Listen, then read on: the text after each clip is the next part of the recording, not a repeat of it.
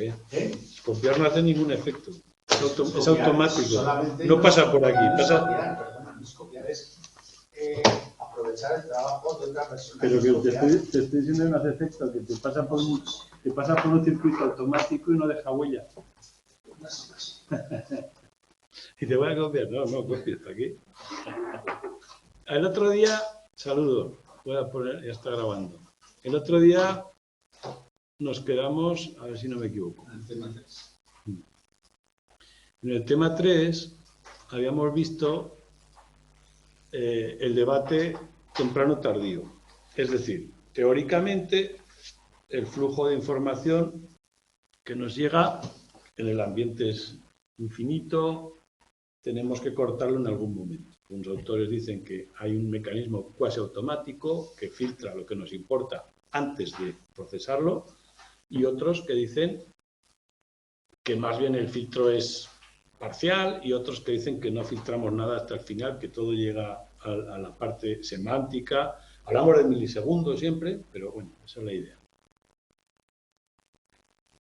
Hoy tocaría ver los datos empíricos, los experimentos que apoyan una y otra hipótesis. El primero, en consonancia con el temprano, y el de Pazler. Estos experimentos los vemos con cierto detalle porque se repiten una y otra vez. Él ponía letras y una señal que decía dónde iba a aparecer la letra objetivo. Aquí tiene que responder entre la L. Hay un periodo variable entre la señal y los estímulos. Si en esta secuencia aparece la L, das al botón y medimos el tiempo de reacción. ¿Qué esperamos? Que la señal ayude a filtrar donde hay que mirar y que el tiempo de reacción aumente. La barra, la señal, es una señal visual automática que 200 milisegundos antes es apenas nada, apenas da tiempo a reaccionar. Por lo tanto, esto sería una prueba de que un apoyo, una muleta a la selección temprana demuestra que la selección es temprana. Y en el caso del retraso, funcionaba en ese rango perfectamente, en 200 a 300 milisegundos. 200, 300, se afectaba, o sea, le daba mucha más, se detectaba más rápido.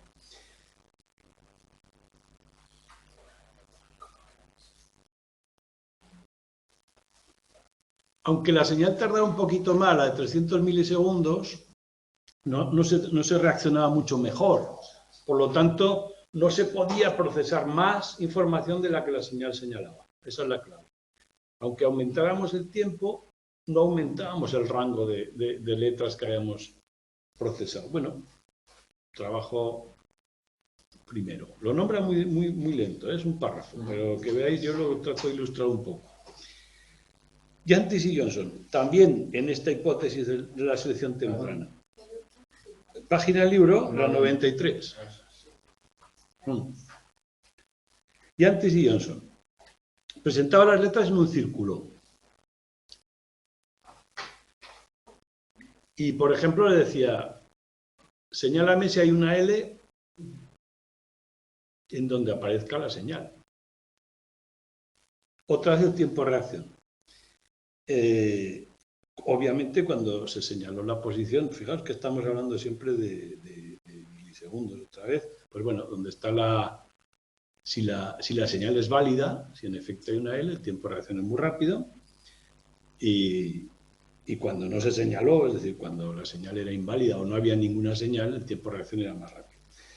Simplemente, la señal ayuda a ese filtro temprano, y si no hay señal, o por mucho tiempo que le des, no hay mejor, o sea, no mejora nada, por lo tanto, no tenemos más información. Ahora bien, va otro autor y haciendo algo muy parecido, demuestra que sí que tenemos acceso al resto de la información, a la no señalada. ¿Cómo? El experimento que tenéis en la página 94. En este caso, pone primero un prime que le llaman, un un estímulo previo, este caso de aquí abajo, luego la señal y luego la prueba final. Lo que estamos pidiendo es que diga si está la L aquí igual que antes, solo que ahora ha tenido antes un estímulo previo que no tiene nada que ver con la tarea para él. Pero ¿qué ocurre? Que si en el previo aquí había una L, se facilitaba la detección. Y da igual, él no sabe en este caso dónde le voy a señalar. Yo pongo aquí la señal, tú ya la sabes, pero él no sabía qué letra le iba a señalar. Pero si estaba la L en el lugar que yo le señale, le facilitaba la detección. Y lo importante es ver las consecuencias. En este caso, si lo hace al revés, pues es como antes, ¿no? Aquí yo le señalo aquí, está la L, muy bien, reacciona. Ningún problema. Cambio los tiempos. Esto de varios quiere decir cambio los tiempos y provoco en varios tiempos. ¿Qué ocurre en este caso? Da igual donde esté la L aquí, pero facilita la detección. O sea, de alguna forma esto ayuda a la detección. Por lo tanto, de alguna forma he procesado todo ese círculo. Lo he tenido que tener, algo ha quedado de ese círculo para que luego la señal esté donde esté. Si coincide la L donde estaba al principio, tiempo de reacción más rápido. Si no hay una L, como en este caso, que hay una X, tiempo de reacción más lento. Esto influye en esto. ¿De acuerdo? ¿Se entiende? Es el experimento muy parecido al otro, solo que la hipótesis que apoya es la contraria. ¿Sí o no? Vamos a ver otra vez el otro. Este experimento dice, yo te señalo dónde va a estar la letra y si coincide que está ahí, el tiempo de reacción es muy rápido. Si no coincide, no es rápido. O sea, si no hay señal, es mucho más lento. Por lo tanto, lo que estoy haciendo es facilitar la labor del filtro. Y este dice, ¿qué filtro? Si yo proceso todas las letras. De hecho, cuando no aparece aquí la L, lo entorpezco. Pero cuando está aquí la L y no sabe dónde va a estar, le facilito. Por lo tanto, todas estas letras, alguna huella han dejado. Y ojo, la huella es semántica, no es visual. Lo que estoy identificando es una L. Y de alguna forma reacciono si veo la L. O sea, yo soy consciente que una L. La imagen que ha quedado me permite una respuesta semántica. Por lo tanto, el filtro no tiene por qué ser temprano, sino que la información puede llegar hasta el final. Y en medio nos quedamos con la tercera hipótesis, la que dice, bueno, lo que pasa es que depende del estímulo. Cuando estamos utilizando estímulos muy complejos, con mucha información, hay que hacer una selección temprana. Pero cuando la cosa es muy simple, ¿para qué?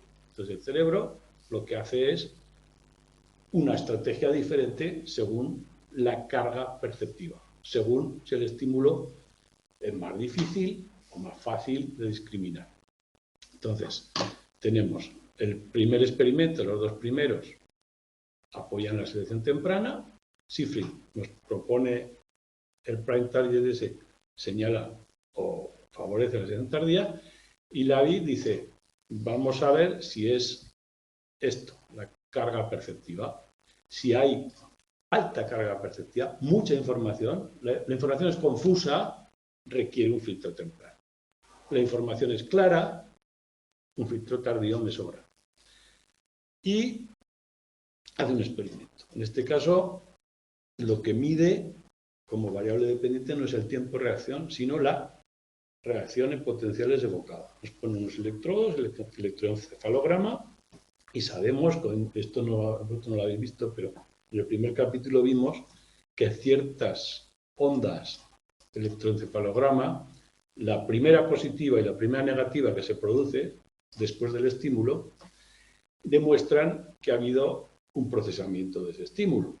Y si es la primera, quiere decir que ha sido un procesamiento temprano. Entonces, ¿qué hace? El experimento, los dibujos los tenéis, ¿eh? Esto no hace falta que te lo lleves. Los dibujos, ¿Dónde están? tanto en la página de Agora, dejo todos los esquemas Y aquí en la grabación también se puede ver la grabación y te puedes bajar los esquemas que uso. Como un... Pero son dibujos, que tampoco... No, lo del libro. Sí. Este es el libro del libro, ¿no? Claro, es el libro. Y Ferran. Sí, puedes ver pasado. El libro que ya ha pasado. Bueno, sí, ya lo. Yo tengo Sí, pero no entro bien con WhatsApp. Entonces, por eso te digo.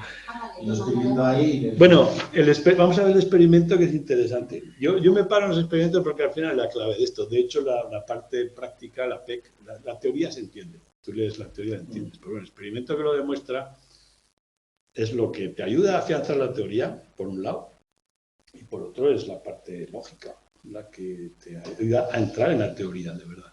Y la parte práctica es leer un trabajo experimental, que lo veremos después de este capítulo. Así que en la próxima sesión o en la siguiente lo veremos. En este experimento, lo que hacíamos era detectar una A o una H. En este caso tenía que reaccionar, no me acuerdo, de detectar a una u otra, ¿no? Entonces, ¿qué hace para cambiar la carga perceptiva? Pues elige la A y la H, que son letras que se pueden hacer más o menos parecidas, y a más parecidas sean, más difícil es la detección, entiende que hay más carga perceptiva. Y a más diferentes las pinte, la carga perceptiva será menor. ¿Qué espera en el resultado? Que la detección aquí sea temprana, haya un filtro temprano y por lo tanto que aparezcan estos dos componentes con más intensidad. Y aquí menos, y aquí menos. Y eso es lo que encuentra. ¿Entendéis la lógica del experimento? O sea, la carga perceptiva, la dificultad de la discriminación, la manipula de esta forma y el resultado esperado es que haya una selección temprana cuando son muy parecidos.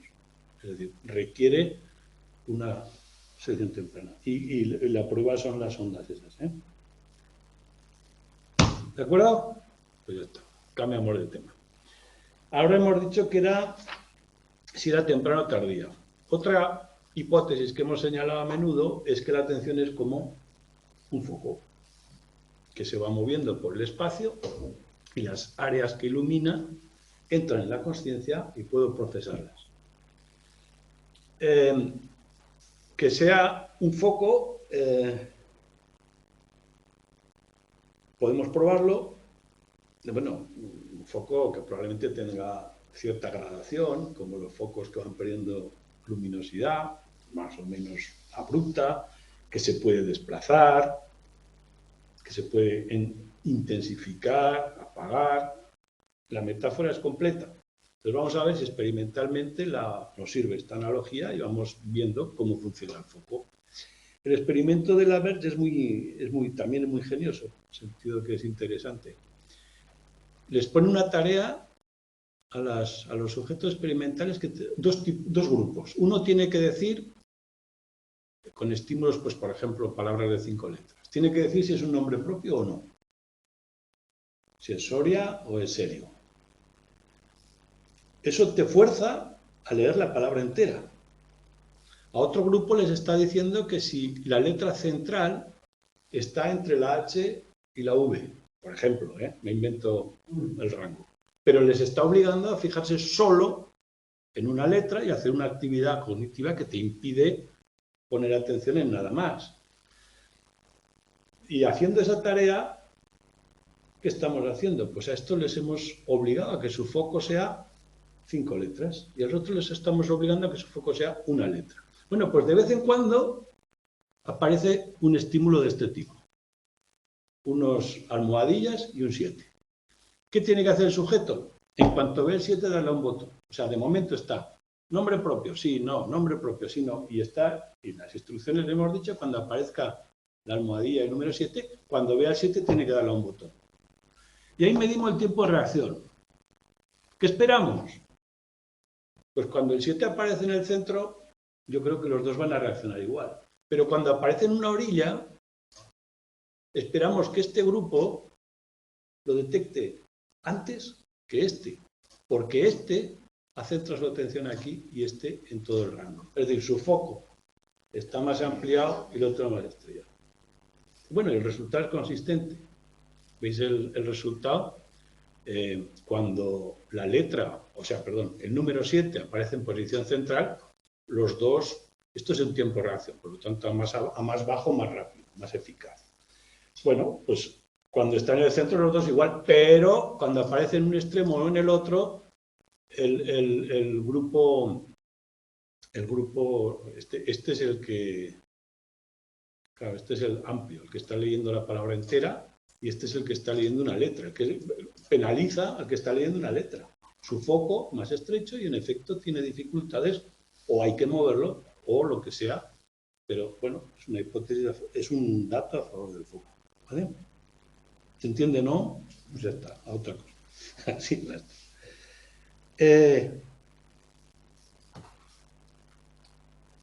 Bueno, en este caso hemos utilizado el tiempo reacción, que está ahí en los eso, pero bueno, se entiende. Vamos a ver, pues, si el foco es más o menos correcto, cuando se desplaza, qué está ocurriendo. Bueno, hay otra prueba, perdón, que me olvidaba de esta. Hay otra prueba de la amplitud del foco, que es el experimento de Eriksen. Es un pelín diferente, utiliza las mismas letras que hemos visto antes.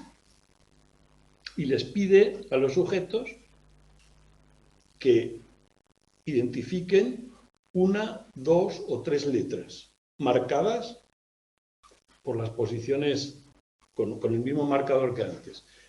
¿Qué esperamos? Que el grupo que le pide una letra se enfoque donde aparece la señal y el grupo que le pide tres letras, su foco sea más amplio, abarque al menos esas tres letras. Cambia los tiempos entre estímulo y respuesta y, o sea, tres condiciones, tres amplitudes de foco y tres intervalos de respuesta y los resultados son los siguientes. En los tres hay un cambio, o sea, el foco amplio, como podéis ver, es bastante homogéneo. Ya tiene el foco mucho más amplio. Las tres rangos de los tres tiempos de espera con el foco amplio tiene un resultado parecido. Ahora bien, los otros dos, el que tiene solo dos posiciones, cuando va pasando el tiempo, digamos que si es muy rápido el experimento, el tiempo de reacción pero es mucho más rápido, es mucho más eficaz el que tiene el foco de dos cuando el tiempo es mayor. O sea, le da tiempo, digamos, a ampliar o bajar el foco. A los otros no. O sea, el resultado indica que el trabajo de focalizar en función de lo que estás haciendo es más, bueno, para este es más constante, pero otros son menos. Es decir, el tiempo, una especie de zoom que requiere un tiempo para ajustarse. Esta es la conclusión de este experimento. Y que a más área estoy iluminando, menos intensamente se ilumina. Es decir, la persona que está trabajando en tres posiciones, todos los resultados son peores. ¿Qué quiere decir? Que un foco, como la energía no es infinita, a más área abarca, menos intensidad lumínica le da, menos eficacia. ¿De acuerdo? Y no hace falta entrar en tanto detalle, pero simplemente recordar que esto es una prueba de la metáfora del foco y todo eso. Pero bueno, el detalle también se entiende. Veis que las explicaciones tampoco son al detalle, tampoco se trata, y las preguntas tampoco lo son. O sea, se trata de metáfora del foco, prueba a favor. Bien, así, ya está. Bien, ¿cómo se mueve este foco? ¿Qué pasa cuando barre una zona? ¿A qué velocidad va? Si yo voy de aquí a aquí por el camino, ¿veo lo que hay o no?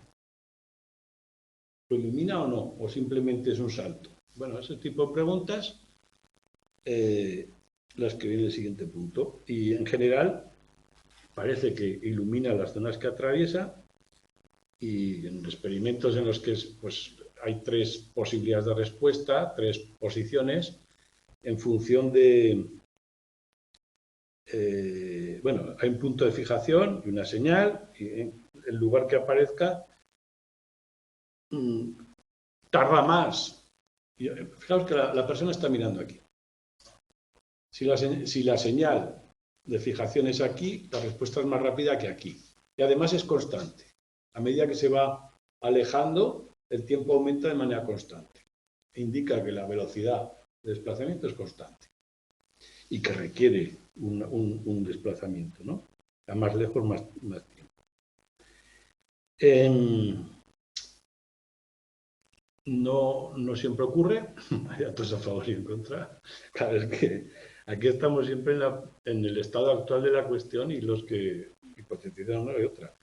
¿Por qué? Bueno, pues porque se puede explicar de otra forma, alternativa. Quiere decir, vale, este resultado está claro, el resultado es así. A medida que se va alejando, va aumentando el tiempo de reacción de forma proporcional. Amigo, pero hay una explicación alternativa y es que todo lo que está fuera de la fóvea, del punto central de fijación, se ve con mucha menos claridad. Entonces, a lo mejor no es que tarde un rato en llegar allí, sino que estoy viendo un estímulo, pero peor. Bueno, esa es la otra. Con una explicación alternativa,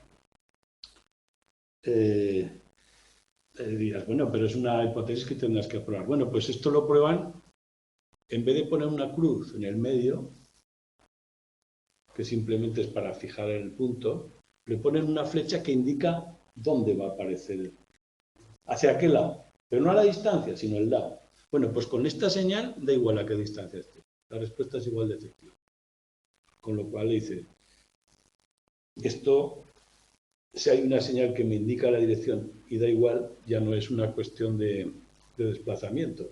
Ahí tendría que haber, él no sabe si va a aparecer aquí al lado o muy lejos, pero a lo mejor ajusta ya la fóvea, lo que sea, a ese lado y ya no hay problema. No es, fijaos que no hay tiempo de decir voy a ir para allá. Es muy rápida, la señal precede apenas 100 milisegundos. Entonces, ¿qué está ocurriendo? Si la señal indica para allá, yo no estoy desplazando el foco a una velocidad constante, sino que estoy ampliando la atención o llevándola a ese lado de una forma inmediata, automática, y aparece y no hay desplazamiento, no hay velocidad constante. Bueno, pues sí y no. Ahí queda la polémica. Más bien, podría ser que demos un salto. Sabemos que el ojo, habéis oído hablar de los movimientos acádicos. Cuando leemos, el ojo no va siguiendo la línea, da a saltos. Depende del lector, el lector experto abarca más palabras o una palabra más larga y la vista se fija 100, 200 milisegundos, no, 300, 400 milisegundos en un punto. O el siguiente, y de ahí abarca la palabra. Leemos así, leemos la palabra completa, la forma de la palabra, no la línea. Entonces, bueno, lector experto. Entonces, sabemos que el ojo se mueve de esa forma. Entonces, por eso. No hablamos aquí del ojo, ¿eh? Yo os cuento lo del ojo porque se supone que es la fuente de información. Hablamos de la atención, que no tiene por qué ir al ritmo del ojo. No puede ir de otra forma. Pero bueno, se sirve de lo que el ojo le da, ¿no? Bien. Contenido en el espacio. ¿Y qué pasa con lo que hay ahí? Hemos dicho que una pregunta es ¿a qué velocidad va? ¿Ilumina lo que pasa o no? Y si dentro del camino hay cosas, ¿qué pasa? Yo estoy buscando algo y veo otras cosas. Foco y contenido de espacio. Todo lo que hay por el medio lo ilumina, lo ve o no. Bueno, parece ser que las zonas del espacio que están vacías o que no hay objetos interesantes se procesan de una forma muy diferente que las que sí hay objetos. Y para eso tenemos otro experimento tipo que es este, detección de puntos, dot prof paradigm, no sé cómo se dirá, en el que lo que tiene que hacer la persona, primero, esto es una pantalla, le pone un punto de fijación en el centro, esto es una pantalla. Y lo que tiene que hacer es nombrar los números rojos. O sea, la clave es un color, es una clave automática, Y el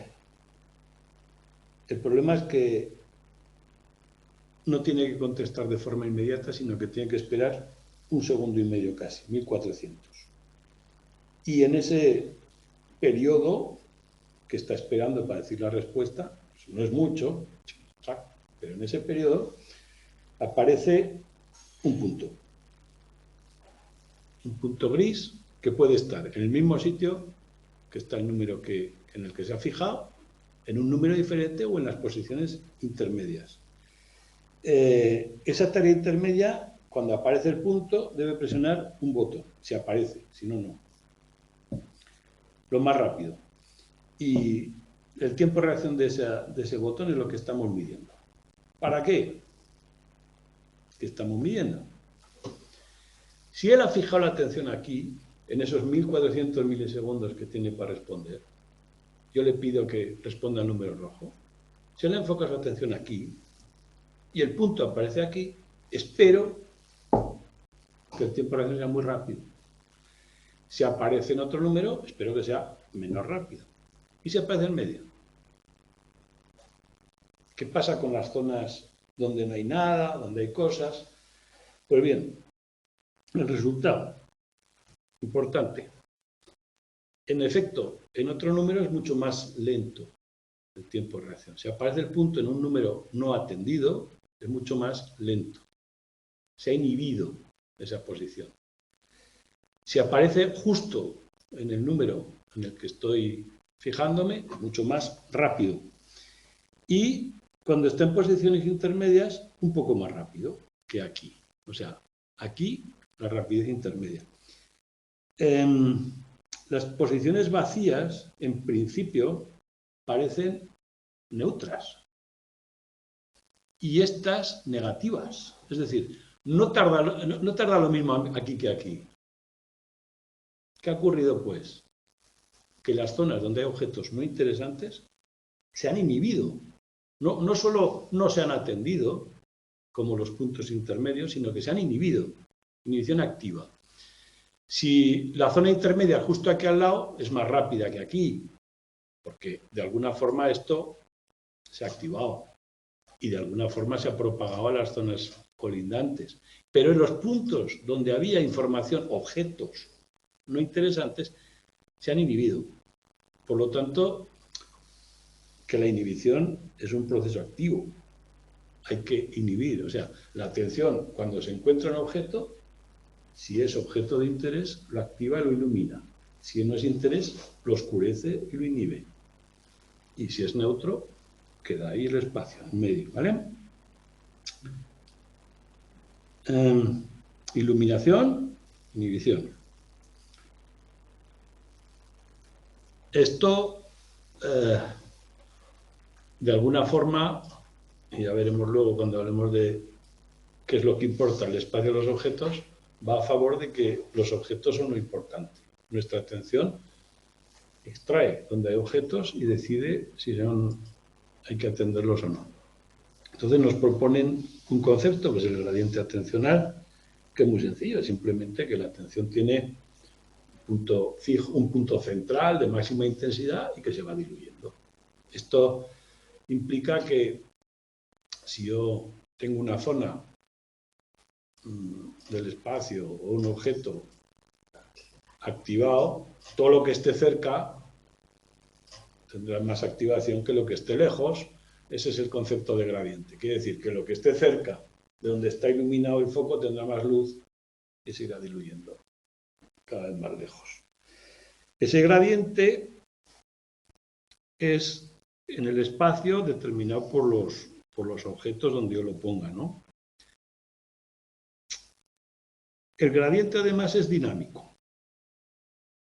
Cuando yo lo activo en una zona, queda algún resto y se va bajando de forma, o sea, en el tiempo se puede apreciar que va bajando.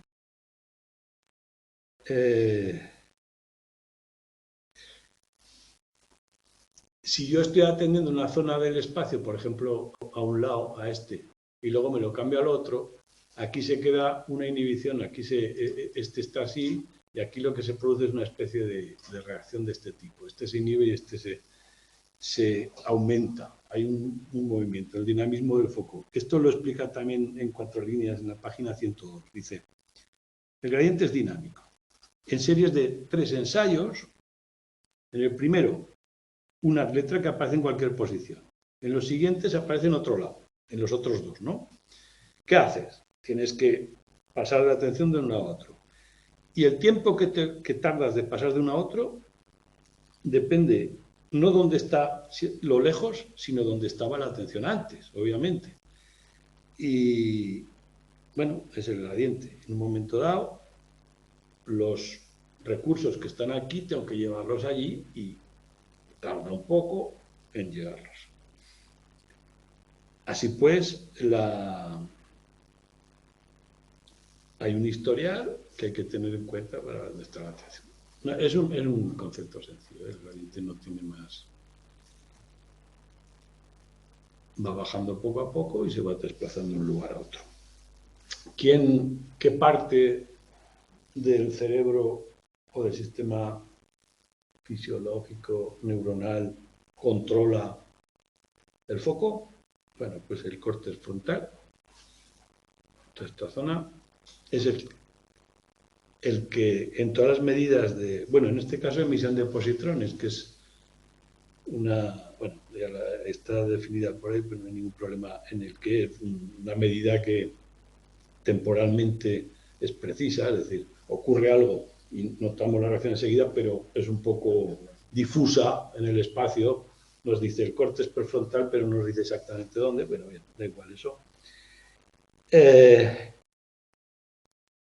El córtex prefrontal resulta que cuando una zona se ilumina, se activa el lado y la contraria también.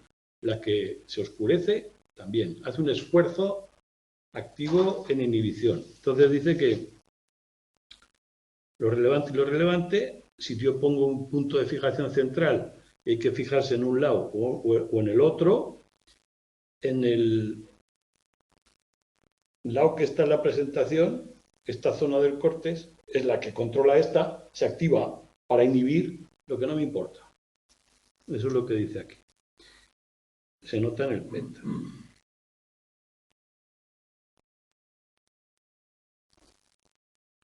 O sea, tiene que haber un mecanismo activo para inhibir, un mecanismo que se demuestra con el PET, que inhibe las zonas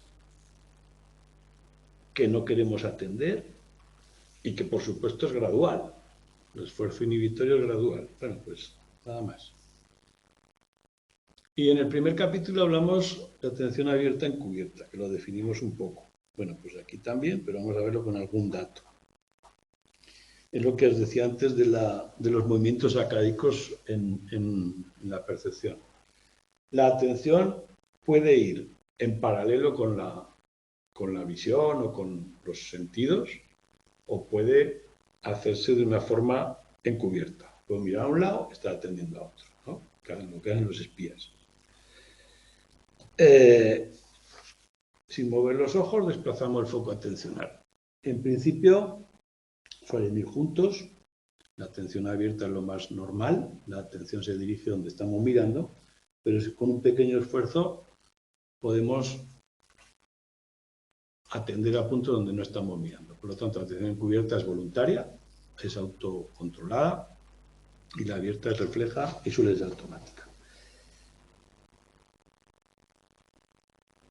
Los movimientos reflejos nos nombra que dependen del colículo superior, yo no sé dónde está, lo pone aquí, ahí arriba. Y esa actividad es que en mis tiempos no se daba la fisiología con la intensidad que se da ahora. Y está bien eso. Psicobiología. Sí, está bien, está bien. Son rápidos, se activan rápidamente, bueno, los lentos, los controlados son lentos y el lóbulo frontal, el que toma decisiones, el que va al control ejecutivo, es el que lo mueve los voluntarios. Siempre aquí.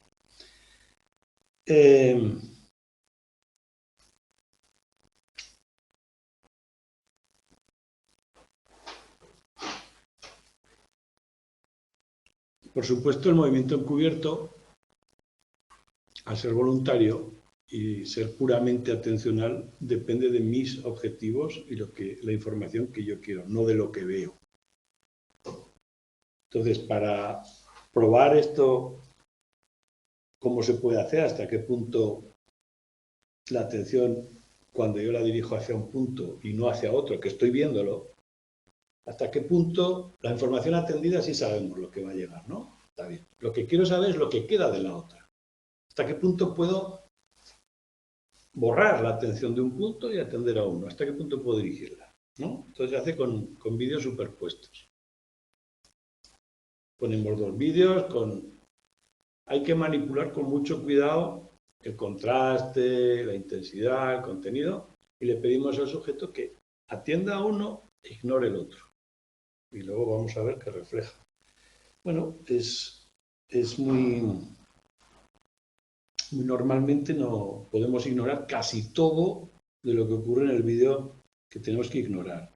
Lo que no podemos jamás, aunque diga gente que puede hacerlo, no hay manera de seguir dos historias a la vez. No hay manera. Y si hay alguna cuestión visual, por ejemplo, uno está más borroso que otro, uno es algo que los distinga visualmente, nos facilita muchísimo la tarea. Es decir, alguna implicación de la vista hay, pero podemos dirigir la atención a donde queremos y realmente ignoramos el otro. Lo que sí que es constante eso de que la sensación de que a veces podemos atender dos cosas a la vez se demuestra una y otra vez que es más bien secuencial, que vamos de uno a otro, pero los dos a la vez no. Y bueno, la calidad de los vídeos es una variable importante para facilitar la tarea. Un ERP, que es lo que hemos nombrado antes también, el electroencefalograma en varios puntos y bastante, pues bueno, dice que la orientación encubierta, donde me fijo, donde dibujo la atención, ocurre en los primeros estadios, con la P1, con la N1, las mismas ondas que hemos visto antes. O sea, a través del electroencefalograma vemos que la focalización de la atención es temprana.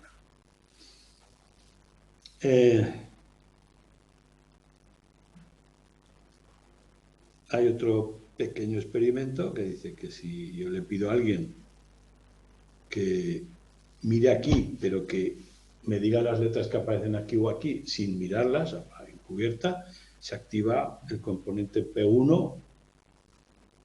En este caso, si es en el lado izquierdo, el derecho.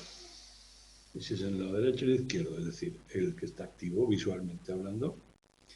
Bueno, el occipital aquí arriba. Por lo tanto, el componente P1 del occipital, ¿no visteis el otro? Pues sí que vimos dónde se ponían los electrodos, ¿o no?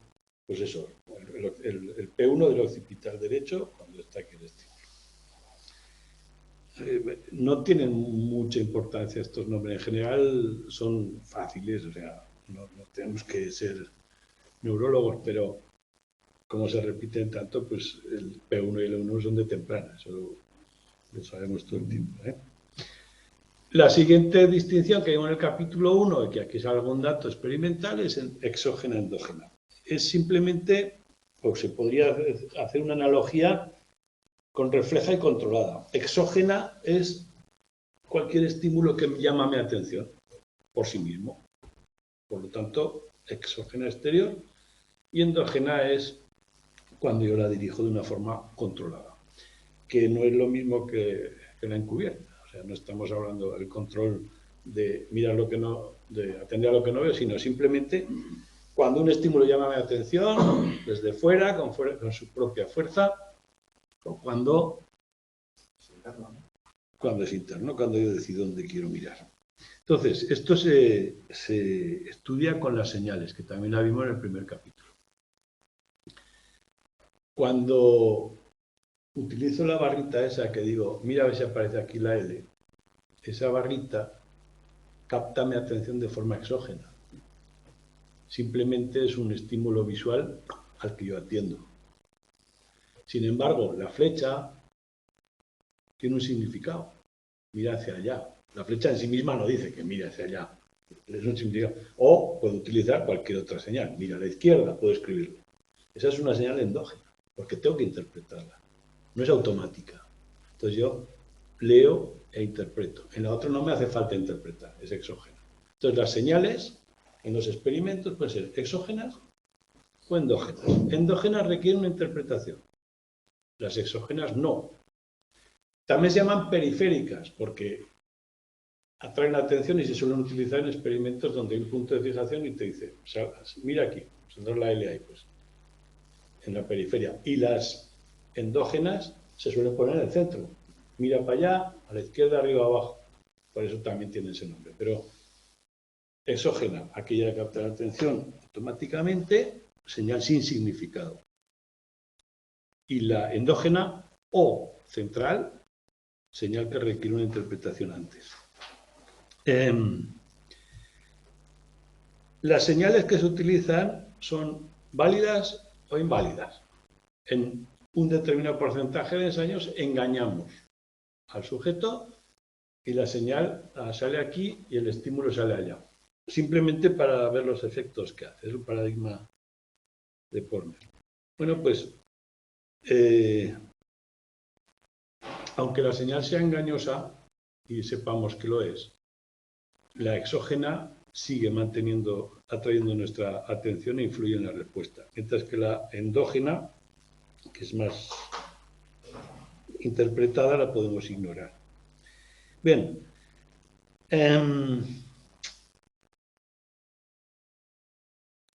Cuando aparece una señal válida, el desplazamiento automático nos favorece el tiempo de reacción. Cuando la señal es inválida, por supuesto, nos engañan y lo perjudica.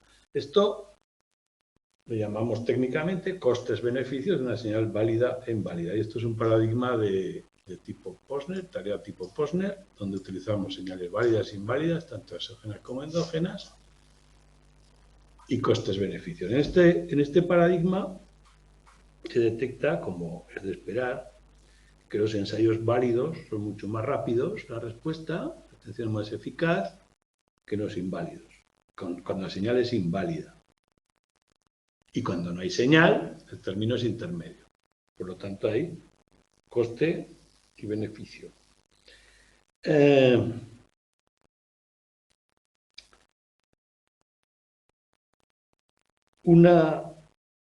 Bueno, esto es bastante lógico, pero sí conviene saber que solo funcionan las exógenas válidas, las señales periféricas o exógenas válidas funcionan en el rango de los 100 milisegundos.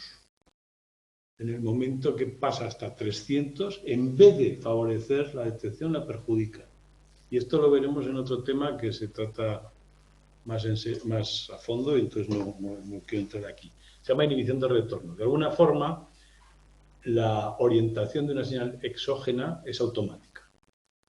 La atención va ahí, pero la atención se mantiene un tiempo. El coste de mantenerla requiere un esfuerzo. Y si pasa demasiado tiempo, se diluye y lo que ocurre es que esa zona la descartamos, decimos aquí no pasa nada y la inhibimos y luego cuesta más detectar. O sea, los 100-300 milisegundos, lo que es la inhibición de retorno. La definición es esa, pero la veremos más en detalle luego. Bueno, pues eso, señal válida e inválida, inhibición de retorno, 100-300. Y sabemos también que otra vez el P1 es temprano, el procesamiento es temprano porque aparece el componente P1, el positivo 1, cuando la señal es válida y cuando el procedimiento no es señalizado. Y ahí está el dibujito.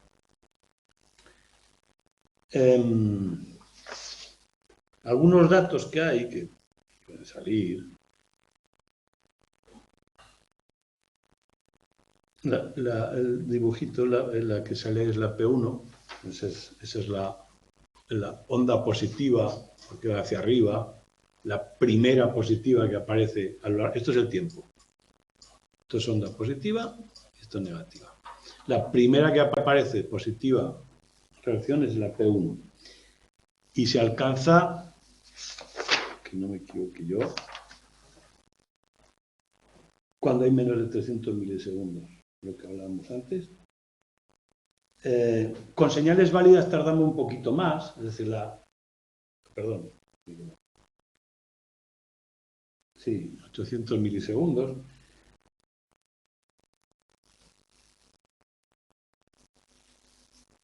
Os doy datos que están aquí, pero no son meramente datos.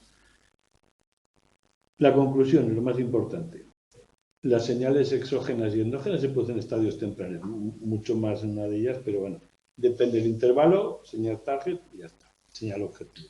Entonces, en el gráfico ese, lo primero es la P1, ¿no? Sí, la positiva 1. ¿Y lo segundo es la N1? No, la N1 es esta. Es negativa. O sea, la P es de positiva y la N negativa. La primera negativa es esta y la primera positiva es esta.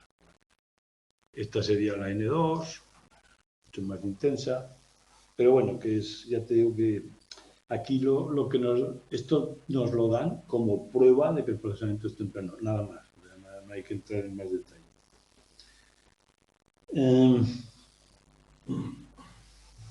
Bueno, las señales válidas tienen un rango de eficacia más grande, 800 milisegundos por la onda P1. Y luego, señalar una cosa importante, esta, que es lógica también. Si yo le digo a la persona cualquier consigna, cualquier instrucción que le oriente hacia un lado o hacia otro, o le preparo de una forma verbal, mejora el resultado. Por lo tanto, no es completamente automático. También hay una influencia arriba-abajo, también un control de arriba-abajo, una modulación de la velocidad de abajo-arriba. Si yo le digo que atienda una señal concreta, pues va ahí y se pierde y se aparece en otro lado. Anula el efecto automático de las instrucciones. ¿Vale? Importante que hasta cierto punto se modula. Y la parte final del tema, donde vamos, sí, habla de que tiene cierta complicación, pero no mucha. También, otra vez, yo creo que si entiendes los experimentos, se entiende mucho mejor la teoría. ¿Y esto cómo se pone en el examen? En el examen os enseñaré preguntas, yo tengo muchas, pero es que las tenéis todos los exámenes. Las preguntas, que alguna, no. Sí, mira, del tema 1 sí tengo preguntas aquí, de otros también. Quiero ver una, por ejemplo, para no decir. El modelo de atención de orden de la década de los 50 es conocido como teoría del filtro. Las preguntas no son tan complejas, son más, como diría un alumno, no van a pillar, no van a pillar, pero hay que saber las cosas. No sé cómo decirlo. Digamos que el nivel de detalle que te piden, pero no tanto, o sea, si no insisten ¿se repiten? Sí, se repiten las preguntas, suelen repetir. Eso también es a ver, hay un banco de preguntas que por mucho que se repitan, a lo sumo te tocan 2 o 3 que conozcas, pero da igual, sí se repiten. Bueno, no solo se repiten las preguntas, se repiten los temas de las preguntas, el lugar que preguntan. Por lo tanto, si un concepto, este experimento, sale 20 veces de 3 formas, sabes que ese experimento es importante. Es una forma de dirigir también el estudio. Aunque hay otro mucho más gordo, por decirlo así. Bueno, esto del espacio del objeto es otra vez, bueno, aquí lo vimos también esta polémica en otro capítulo, aquí vamos a hablar del dato. ¿Qué hace la atención? Se desplaza por el espacio y a ver lo que hay, o va de objeto en objeto, esa es la polémica.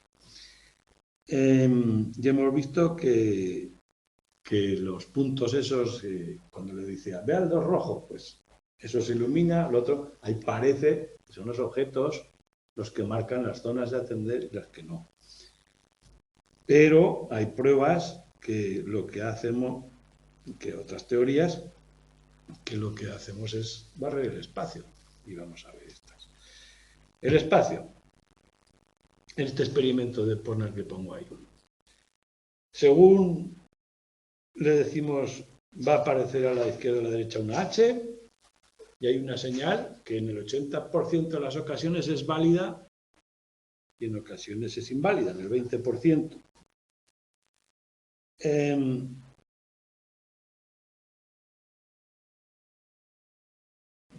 Podía aparecer, o bien, como señal, un punto de fijación neutro, una letra igual a la que tiene que localizar, o una señal endógena, interpretada. O bien, la letra y la señal a la vez. 4 condiciones. Esta es la neutra, el tiempo de reacción base para detectar la H. En esta le ponemos una H, en esta una señal y en esta las dos. Entonces, ¿qué esperamos? ¿O cuáles son las consecuencias de esto? Más o menos 800 milisegundos de retraso de SOA.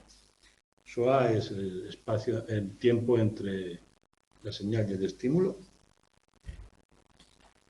Dice que solo descubrieron efectos sobre la localización espacial, es decir, cuando la flecha fue válida fueron más rápidas, cuando la cruz no había nada, o sea, cuando la señal válida es una flecha, es mucho más rápido que la cruz de 266-249, cuando fue inválido, mucho peor, por supuesto, cuando apuntaba a donde no debía, 297 milisegundos, pero nunca, en ningún momento, la letra favoreció la detección. Saber que iba a aparecer una H no favoreció ni aquí ni aquí.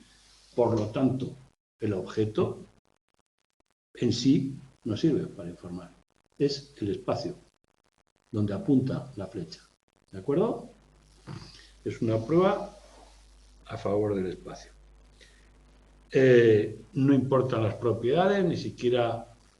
bueno, ese no me acuerdo el resultado, ¿no lo pone? O sí lo pone.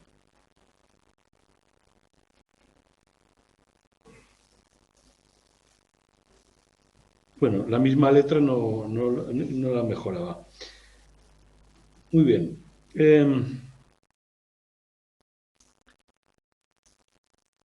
Segundo, este va encontrado. Quizás las letras aquí, dice, hay variables, bueno, un experimento da una prueba a favor, pero puede ser el artificio experimental, el utilizar la H, o sea, cuestiones secundarias las que faciliten el resultado y bueno, hay otros experimentos. Quizás las formas son demasiado, hay que interpretarlas mucho. A lo mejor utilizando colores es más fácil que el objeto atraiga mi atención. Entonces, aquí, en un experimento, quizás al color o la forma, que son cuestiones más básicas, no interpretables, sí, el color, o sea, el espacio, búscame algo rojo, me muevo por el espacio y no por los objetos. Entonces aquí lo que decía es, en este experimento, bueno, en este experimento les decía, por ejemplo, que se fijaran en las zonas, en las letras rojas. Y les pedían, indícame las letras rojas. Y luego las demás que te acuerdes. Olvidaos que lo he puesto aquí, no sé por qué, pero está. Sal dijo, en esta señal central le pedía que se fijara en las letras rojas. Y respondía la H, le daba el botón, y luego decía, y dime las demás letras que hayas visto, que recuerdes. ¿Y cuáles recordaban? La V. La R no, la V. Aunque la R sea roja. Aunque la R sea roja. O sea, la indicación rojo activó las zonas del espacio rojas, las letras, por supuesto, que eran el objetivo, pero las zonas rojas, lo que había allí. O sea, el espacio sobre el objeto. El espacio sobre el objeto. Perdón, el objeto sobre el espacio. La característica más básica del objeto, el color, te lleva a la zona que está ese color y a pesar de que una letra cumpla las condiciones, como el fondo es verde, ahí no ha ido la atención. Por lo tanto, esta es contra estos objetos. O sea, arriba te dice si yo digo H, no favorece para nada ir a la H. Y dice, bueno, por lo tanto es el espacio. Te dice, es que la H es muy complejo. Si yo te digo un color, probablemente el color o la forma esté dirigida por el espacio. Yo busco el color así rápido y dice, vamos a probar. Dime las letras rojas, H. Dime otras letras que recuerdes, V. ¿Se ha fijado en lo rojo? No se ha fijado en la R roja. ¿Por qué? Porque la R está sobre verde. O sea, cuidado, no. Este es... ¿Ves los matices cómo van, no? Luego... bueno, aquí lo explica, creo que está ahí bastante explicado, en la página 110 y 111 te dice, nombraban las letras en otra posición que compartían el mismo, en lugar de nombrar la R, las letras en otra posición con el mismo color, nombraban las que estaban en un fondo del mismo color que le pedían. Ahí en el ejemplo pone amarillo y he puesto rojo, pues me da lo mismo. O sea, una B amarilla sobre un cuadrado rojo la ignoraba, pero todo que estuviera sobre amarillo, ahí en el amarillo, pues la nombraba. Bien, que el espacio no parecía influir en propiedades no espaciales como el color.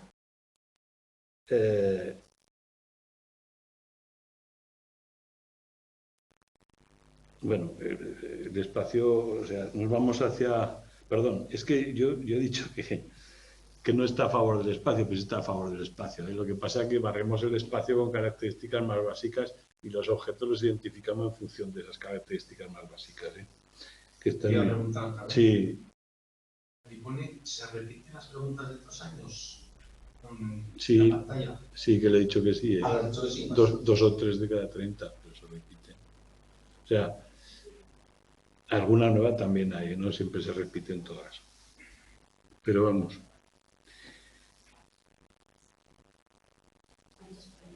¿30? ABC. Creo que eran 30. Espera, que te lo digo seguro porque...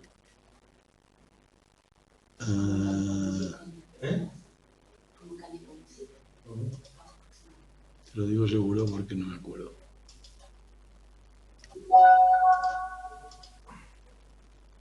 Ahí va, este no es el tema 0, me he equivocado. ¿Cuánto le han dicho? Pregunta por el tema. ¿Dónde está el tema 0? Aquí, perdón. Una pregunta fuera del tema. Es que al principio puse esto. 25 preguntas. 4 son sobre las PECs que veremos aquí, los experimentos que leeremos aquí también. Que esas son muy fáciles. Una pregunta fuera del tema. ¿La fecha de examen se puede elegir libremente entre las dos propuestas? Sí. Hay una semana y otra semana y pues sí la que quieras. Y normalmente uno es por la mañana y otra por la tarde. 25 preguntas, 3 alternativas. Por lo tanto, cada 2 errores quitan una buena. Y no hay... Como la PEC está aquí incluida, no hay bonificación ni nada. Hay que aprobar ahí y ya está. No sé qué hora es. Nos vamos ya. ¿Cuántas tienes que...? 30 preguntas. 25. Mira, aciertos 0,40. Tienes que tener 10, un 4, 12, 13. Porque no hay más bonificaciones.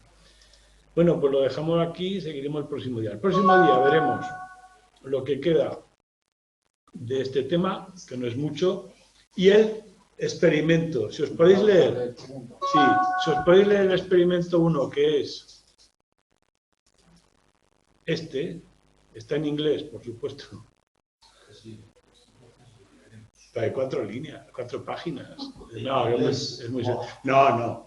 El original está en inglés. Hay toda una explicación comentada en castellano. Ningún problema. Pero bueno, después está el experimento auténtico. Pero aquí lo vamos a ver bien en detalle, o sea que no hay problema. Bueno, pues nos vemos el jueves que viene.